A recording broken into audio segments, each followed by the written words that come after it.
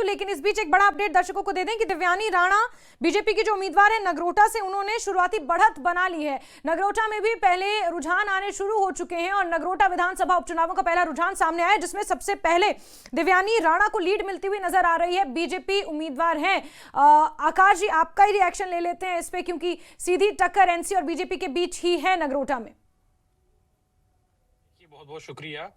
जैसा आपने कहा कि अभी तो जस्ट वोटिंग, बिल्कुल, एक बार फिर से दर्शकों को बता दें कि नगरोटा में देवयानी राणा आगे चल रही हैं और शुरुआती रुझानों में नगरोटा का जो रुझान सामने आया है उसमें देवयानी राणा को बढ़त मिलती हुई नजर आ रही है। बहुत सारे फैक्टर्स हैं देवयानी राणा के साथ। सबसे बड़ा फैक्टर एक तो देवेंद्र सिंह राणा, उनके दिवंगत पिता, जिन्होंने बहुत सारा काम किया है नगरोटा में। नगरोटा की जनता के बीच वो प्रतिष्ठित नेता के तौर पर अपनी पहचान स्थापित कर चुके थे, चाहे जब नेशनल कॉन्फ्रेंस में थे उस वक्त भी और बीजेपी में थे उस वक्त भी किसी पार्टी के मोहताज नहीं थे, क्योंकि इस तरह का वर्चस्व रहा है उनका नगरोटा में। और ऐसे में उनकी बेटी देवयानी राणा, क्योंकि शुरू से ही काम कर रही थी भारतीय जनता युवा मोर्चा की, वहां पर हेड भी थी और ऐसे में लगातार लोगों के साथ संपर्क। अमरनाथ यात्रा के दौरान आपने देखा होगा उपराज्यपाल मनोज सिन्हा के साथ मंच पर देवयानी राणा थी और किस तरह से कॉन्फिडेंट वहां पर नजर आई। 3 साल उन्होंने बहुत काम वहां पर किया। समीर हमारे सहयोगी जुड़े हुए हैं, आकाश जी आपके पास आऊंगी, लेकिन समीर नगरोटा में मौजूद है। समीर, बढ़त देवयानी राणा को, जो कि कहीं ना कहीं एक्सपेक्टेड भी था।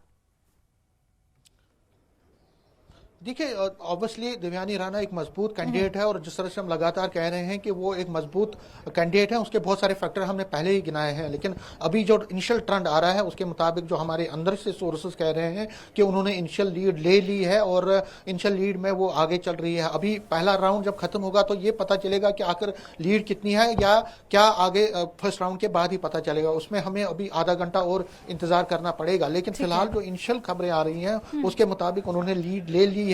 ये लीड क्या आगे चलती रहेगी या उलटफेर होगा, वो तो आगे आने वाला वक्त ही बताएगा।